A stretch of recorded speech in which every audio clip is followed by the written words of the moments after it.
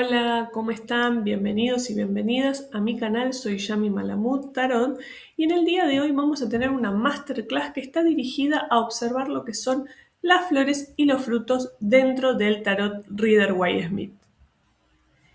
Es una masterclass que no te podés perder en el sentido de si ya sos un estudiante o un practicante del tarot asiduo, pero también tiene que ver con los principiantes, ¿sí? Es importante que sepan que todos los elementos que están dentro de una carta no están puestos al azar, sino que cada uno tiene una intención en específico.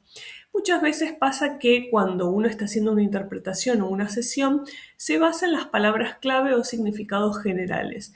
Sin embargo, estas técnicas de miradas más proyectivas o más, digamos, puestas en el detalle, nos pueden dar una visión o hacer que una sesión sea mucho más rica de lo que puede salir, ¿sí? En general.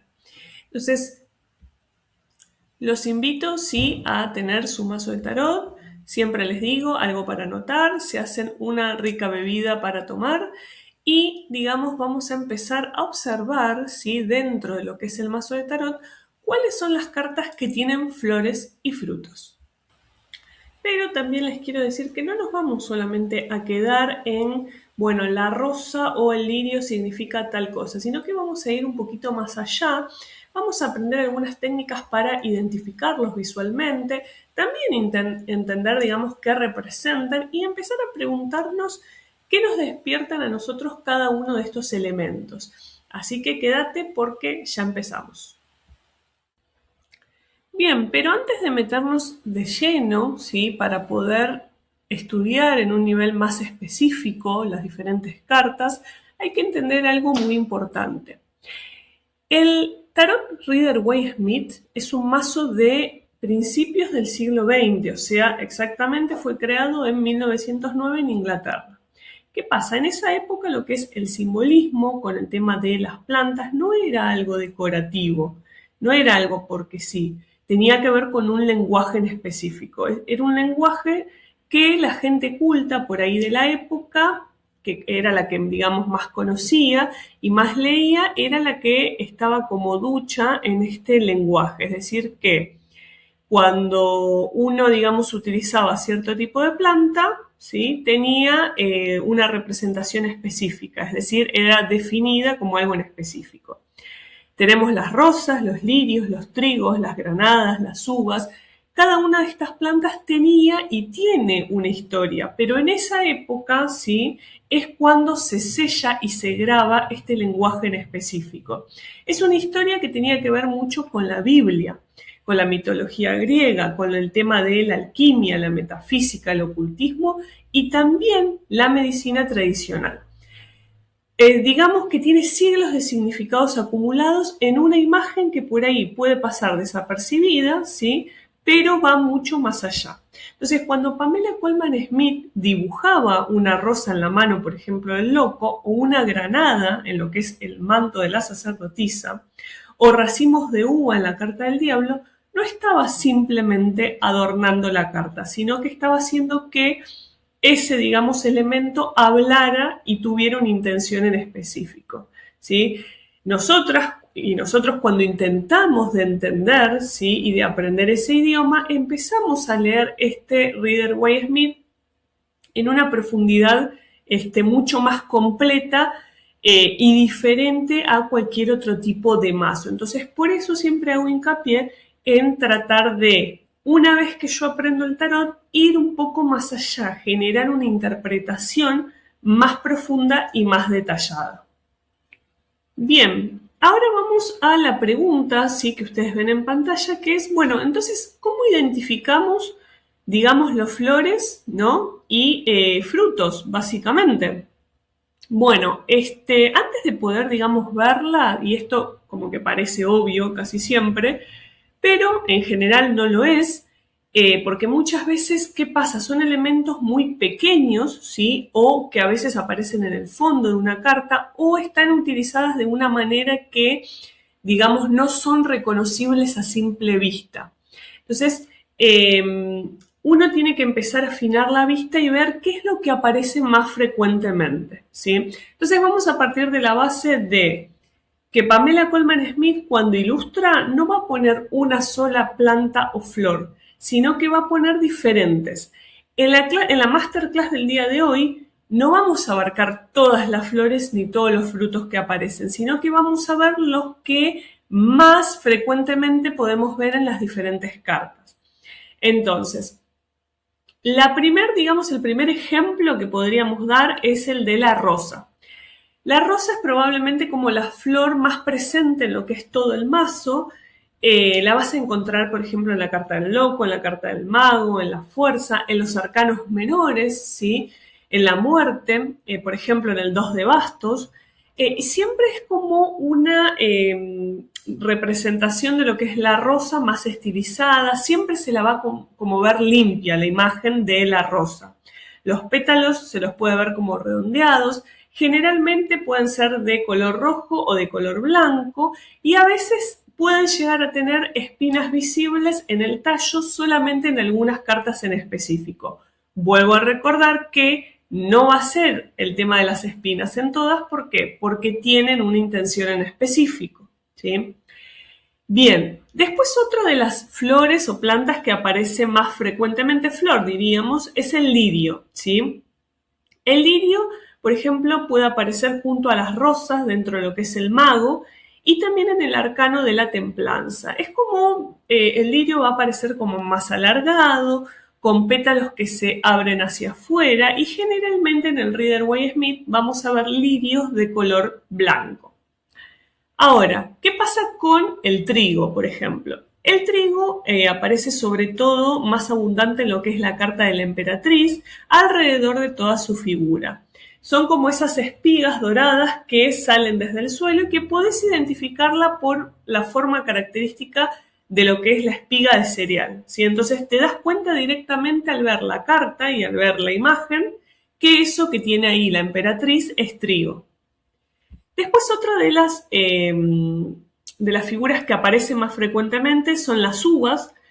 Las uvas, ¿qué pasa? Se presentan en racimos que son redondos, que son abundantes, generalmente oscuros, y aparecen en la carta, por ejemplo, del diablo, de manera muy llamativa, en la cola del personaje masculino. En la masterclass anterior, sí, yo hablé de, por ejemplo, los colores, y en ese caso hacíamos hincapié, por ejemplo, en los colores que tienen que ver con la transformación, ¿sí? O que están llamados a recordar el tema de generar un cambio en lo que son las sombras de las personas. Entonces, en este caso, las uvas, como vamos a ver dentro de un rato, va a estar un poco asociado en esto. Pero, ¿por qué lo nombro acá? Porque, por ejemplo, en la carta de El Diablo es como algo bastante llamativo dentro de lo que es toda la escena. Y después, por último, también lo que vamos a analizar en esta masterclass es la granada, ¿sí? La granada es como más difícil de identificar a simple vista. En el caso de la sacerdotisa, por ejemplo, aparece como bordada en lo que es todo el velo, ¿sí? Que está detrás de ella, que es como una especie esa de cortina que está entre las dos columnas. Aparecen con esas formas que son ovaladas, con una pequeña, ¿sí?, corona en la parte de arriba. También aparece en el manto de la emperatriz, y no es casualidad tampoco, porque van a ser frutas referidas a lo femenino. Antes de comenzar a ver más en profundidad, bueno, cuál es el simbolismo de cada una de estas flores y frutos, les voy a dejar una técnica que yo diría, como siempre digo, una técnica pro, que en realidad tiene que ver, en mi caso, con proyectivo, ¿sí? Es decir, una interpretación y una visión más afinada. Entonces, cuando estudies, por ejemplo, una carta, puede ser que estudies, que seas, como dije, un principiante o que ya seas un tarotista, sí, asiduo. Cuando estudies, digamos, la carta, en vez de leer el significado, primero comenzar a recorrer, por ejemplo, con el dedo, ¿sí?, buscando cuáles son las plantas. Esto que parece como algo porque sí, tiene que ver con una técnica de apuntar, ¿sí?, con el dedo, y esto, digamos, genera, ¿no?, una sensación de búsqueda en el cerebro.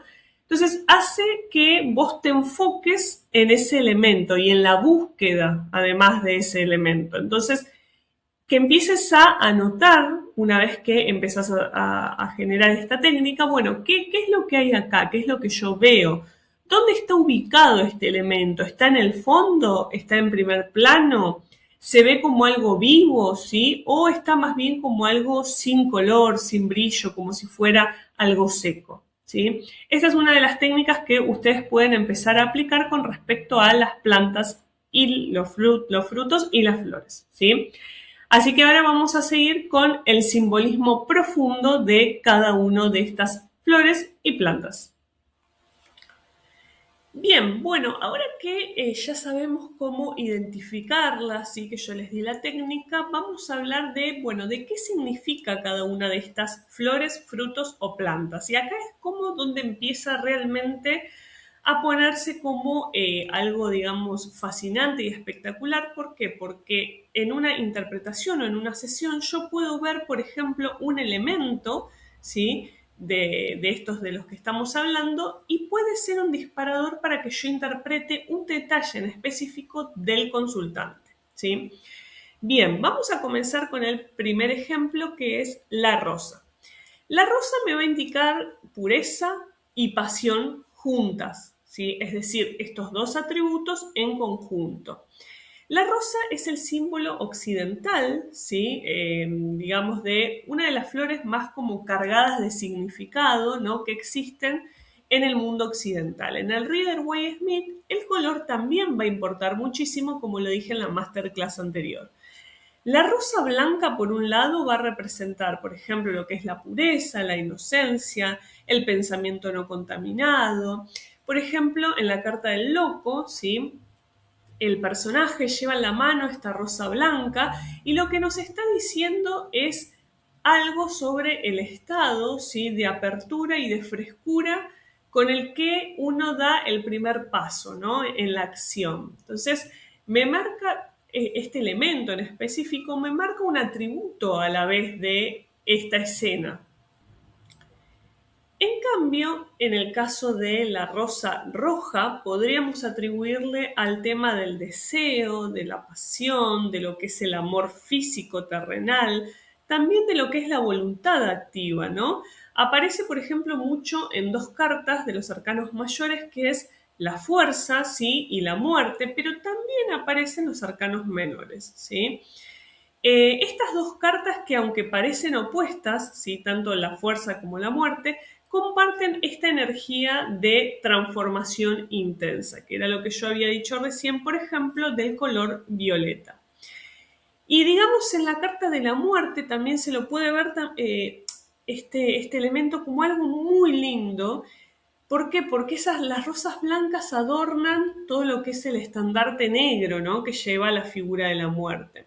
Entonces, en medio, ¿no? De toda esta escena que por ahí puede llegar a ser abrumadora para cualquier persona, observar esa rosa blanca nos da la pauta de que hay pureza en medio de toda esta transformación, que puede llegar a ser también una transformación dolorosa. O sea que en una sesión, en una interpretación, esta carta de la muerte, si bien nos habla de este proceso que debe pasar la persona o que está pasando, un proceso de transformación dolorosa, nos habla de que van a haber cosas dentro de este proceso que van a hacer como que se atenúe este dolor, ¿sí? Digamos, nos da la esperanza de que hay vida dentro del proceso que igual está terminando, ¿sí?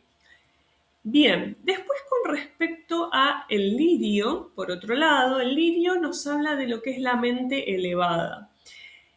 El lirio tiene como una historia larga dentro de lo que es el simbolismo cristiano y esotérico, representa lo que es la pureza también, pero del pensamiento. Fíjense que es otro nivel, ¿no? Por ahí la rosa nos hablaba más de la parte emocional, sentimental, y en el caso de el lirio es más a nivel mental.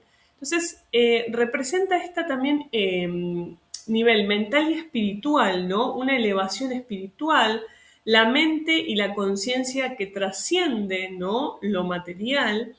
Y lo vemos aparecer, una de las cartas de los ejemplos es el mago, que el mago aparece junto también el lirio y la rosa, y en este caso el lirio nos habla de la mente y la rosa nos va a hablar de la voluntad. ¿Y esto de qué nos da la pauta? De que el mago es exactamente eso, esos dos atributos juntos, ¿no? Es una persona que usa y une el pensamiento puro con lo que es la voluntad activa. ¿Y por qué une estos dos atributos que nos representan estos dos elementos que son flores? Es porque tiene el poder de la manifestación. Entonces, uniendo estos dos atributos, pensamiento con voluntad, puedo manifestar. ¿Sí? Bien, otro de los ejemplos es el trigo, por otro lado. Por otro lado, el trigo nos va a hablar de lo que es la abundancia, los ciclos. Y el trigo es uno de los elementos, se podría decir, más antiguos, ¿sí?, de la humanidad. Representa la tierra, los ciclos de lo que es la naturaleza, la cosecha, la abundancia material que viene después de lo que es el trabajo. En el caso de la carta de la emperatriz, el trigo va a rodear la figura y no es decorativa, ¿sí? No es que el trigo está como decoración. Es una afirmación que significa que esta carta vive en el tiempo de la cosecha, es decir, que marca un proceso de evolución, de abundancia, de progreso, y es todo aquello que es resultado, ¿sí?, del trabajo anterior, es ya lo que se ve materializado. Por eso la emperatriz es una carta del disfrute, nos habla también de la pasión, nos habla de la creatividad, ¿sí? Bien, así que eso, digamos, es lo que representaría a grandes rasgos el trigo, abundancia y ciclos, ¿sí?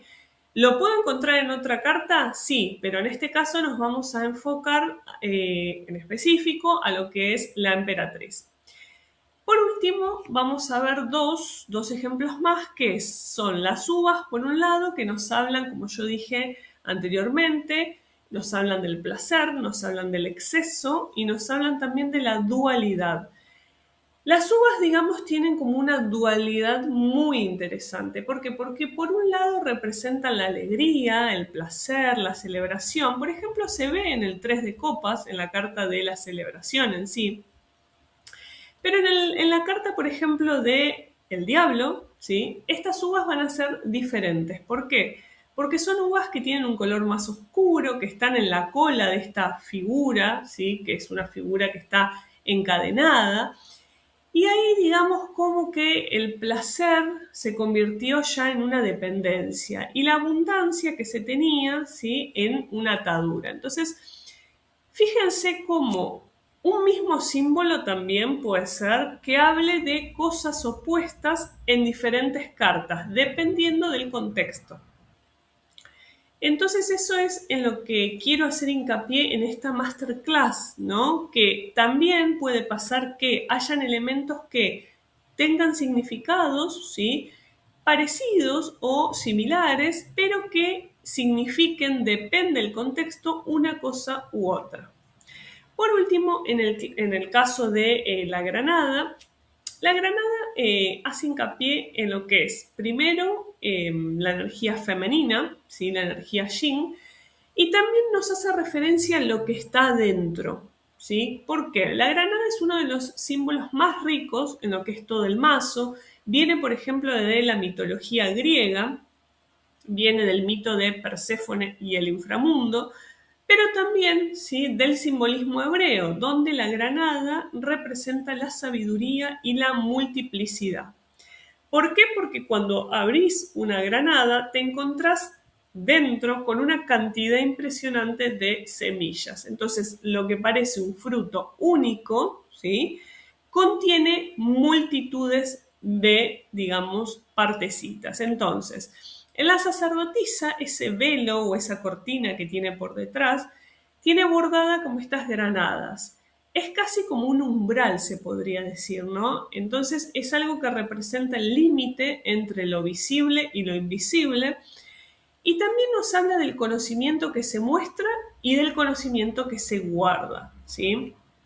La granada es como que te dice, hay mucho más de lo que ves a primera vista, ¿sí? Entonces, si uno se pone a pensar el significado general de la sacerdotisa, también nos habla de eso, nos habla de un conocimiento interior, ¿sí? Que por ahí la persona oculta, que sabe y que no muestra, ¿sí? Así que bueno, esos serían, digamos, algunos ejemplos que yo voy a hacer en esta masterclass y que estoy dando, para que ustedes puedan ver, bueno, de qué manera yo puedo interpretar estos elementos en detalle y en específico dentro de lo que es una sesión. Ahora vamos a ver más en profundidad los ejemplos que di recién, pero carta por carta. Bien, bueno, vamos a ver ahora los ejemplos en específico. El primer ejemplo que yo les puse fue la carta, como se puede ver en pantalla, la del loco. El loco lleva solamente en la mano una rosa blanca. Solamente eso es una flor. No lleva armadura, no lleva armas, solamente ese elemento. Entonces, ¿de qué nos está hablando en este caso particular? Que es un personaje que sale al mundo sin protección, sin defensa, que casi tiene una inocencia desconcertante, ¿no?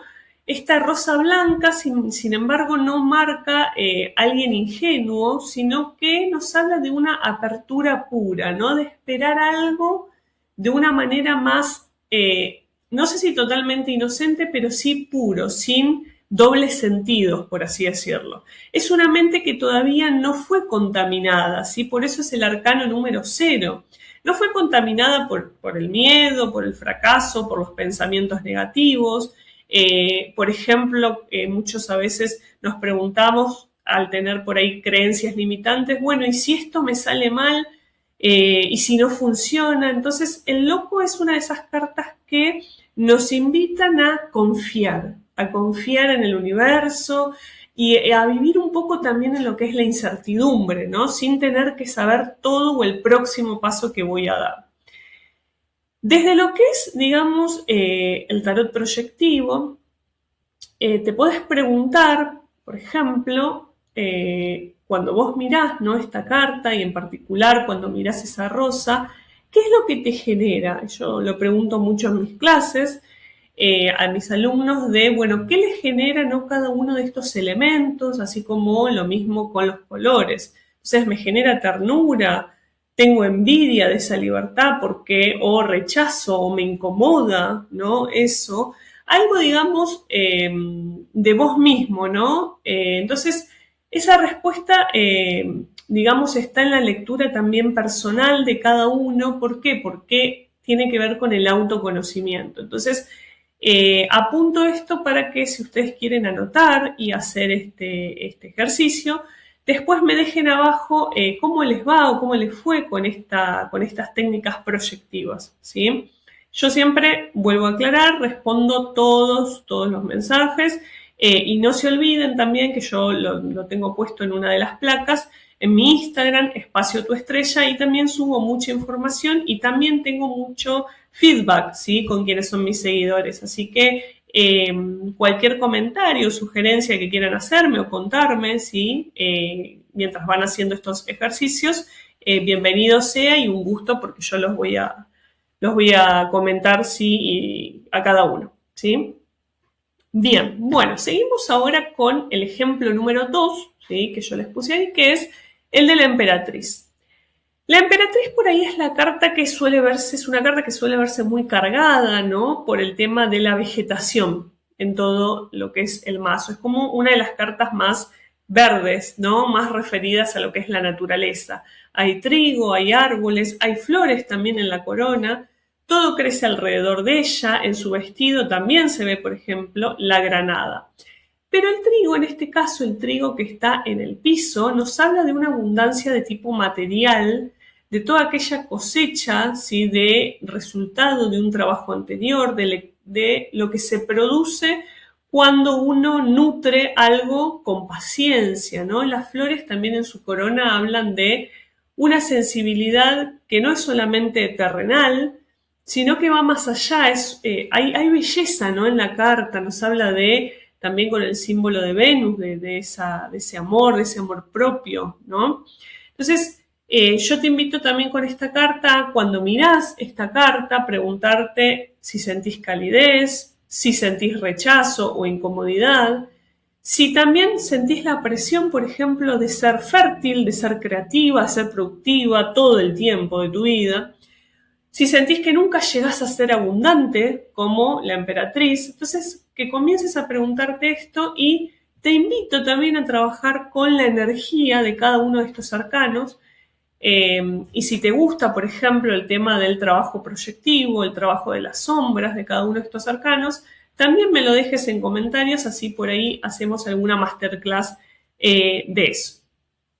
Bien, cada una, digamos, de esas respuestas que vas a tener te va a decir algo con respecto a tu abundancia, con qué pasa con tu dar y recibir y qué pasa también con tu propia creatividad, ¿sí? Bien, bueno, tercer ejemplo es la sacerdotisa.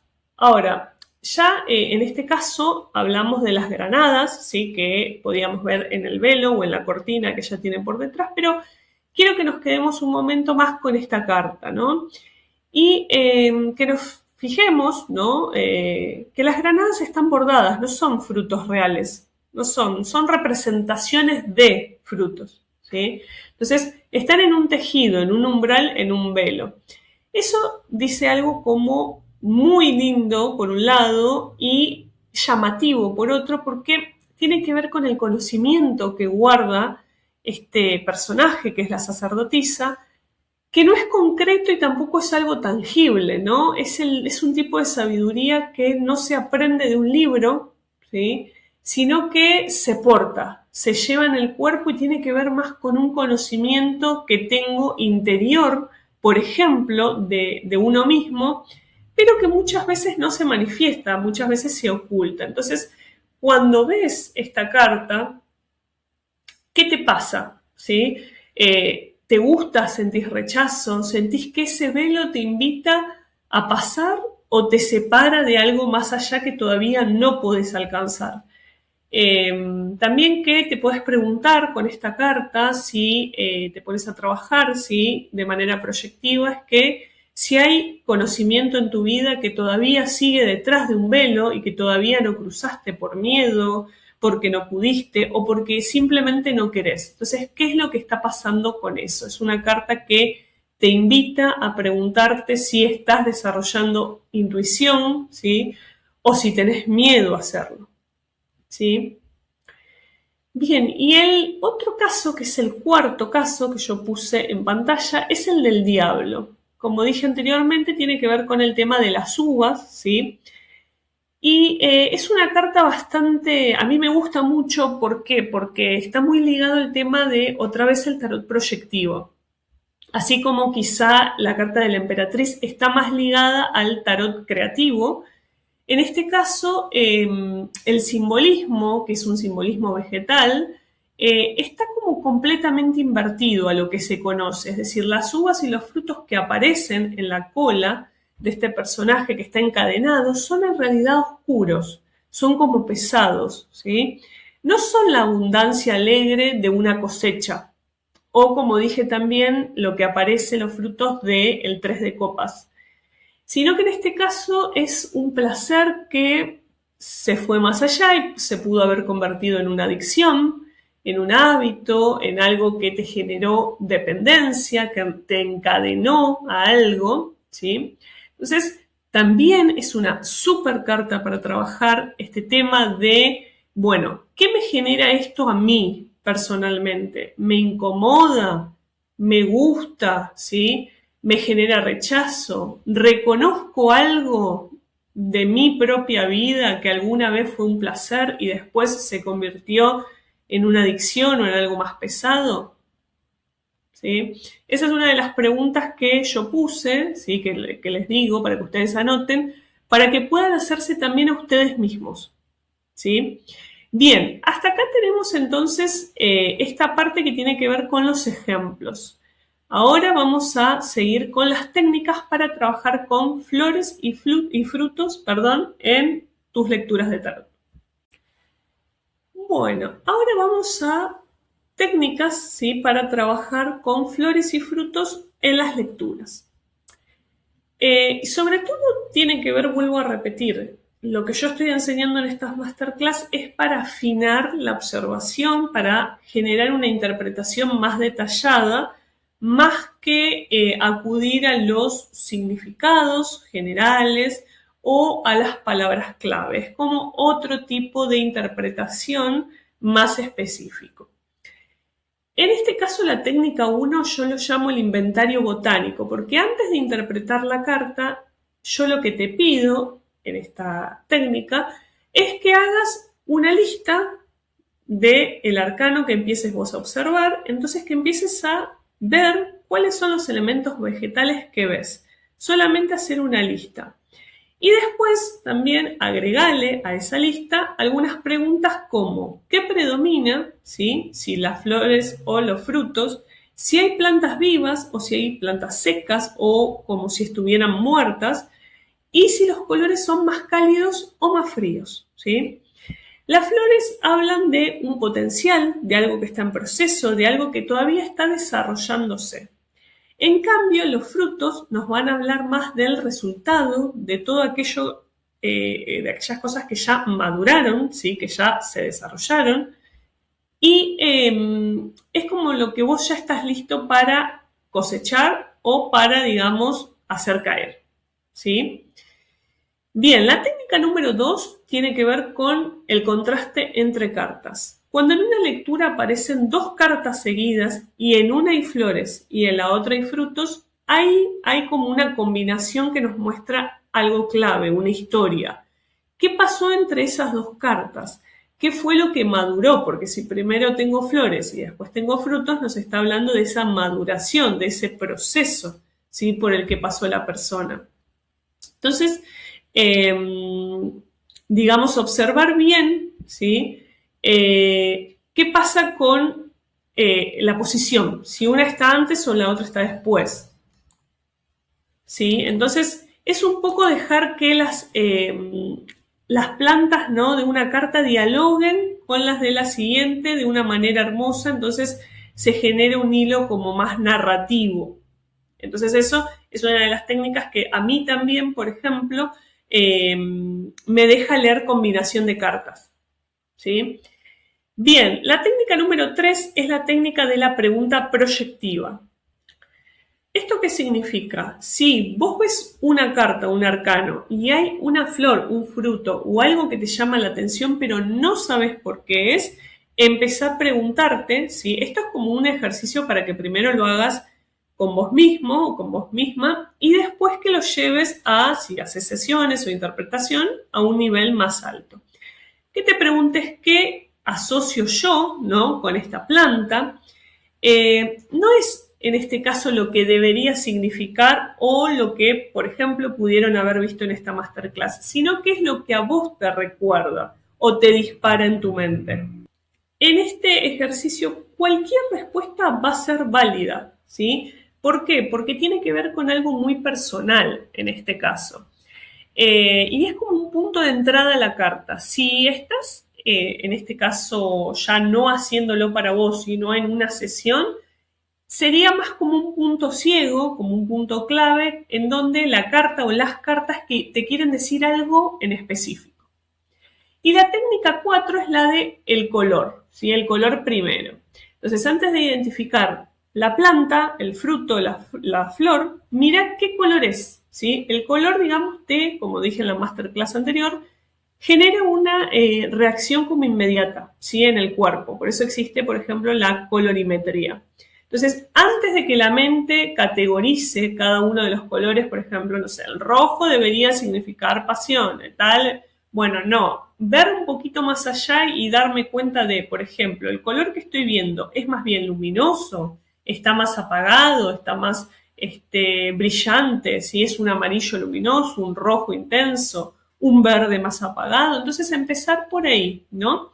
La idea es de antes de ir al símbolo, ir un poquito más a esto del color y después la planta o la flor. Eso te ancla una sensación en particular y en el tarot proyectivo la sensación siempre es la puerta a la interpretación. Bueno, llegamos al final de esta masterclass. Antes de despedirme, vamos a repasar un poquito lo que les fui diciendo, ¿no?, en este video, en donde les ayudé a identificar visualmente cuáles eran las flores y los frutos más frecuentes, ¿sí? Les expuse la rosa, el lirio, el trigo, las uvas y la granada. Quiero hacer un comentario, es que hay muchas más frutas y flores y plantas, ¿sí?, dentro de este universo que es el Rider-Waite Smith, pero en esta masterclass abordamos esos 5 ejemplos. También el simbolismo detrás, digamos, de cada uno de estos elementos. También trabajamos con 4 cartas en concreto: el loco, la emperatriz, la sacerdotisa y el diablo. Y les di algunas técnicas para, digamos, llevar esto a una lectura un poquito más detallada. Así que bueno, espero que les sirva, ¿sí?, esta masterclass para implementar una interpretación más específica, ¿sí? Gracias de verdad también por estar acá en este video, por verlo. Les pido que si les gusta todo este material se suscriban a mi canal, me dejen like, activen la campanita de notificación, así YouTube les avisa de un nuevo video. Siempre los leo a todos, trato de contestarles. Me encanta el feedback y la retroalimentación. Si me quieren dejar comentarios, sugerencias, si están trabajando con algunos de estos ejercicios que doy, ¿no?, en las masterclass o en mis videos. Así que bueno, espero que les haya gustado. Y también les quiero comentar que tengo mi Instagram, Espacio Tu Estrella, donde ahí también comparto mucha información con respecto al tarot, al igual que en esta red social. Así que nos vemos en el próximo video.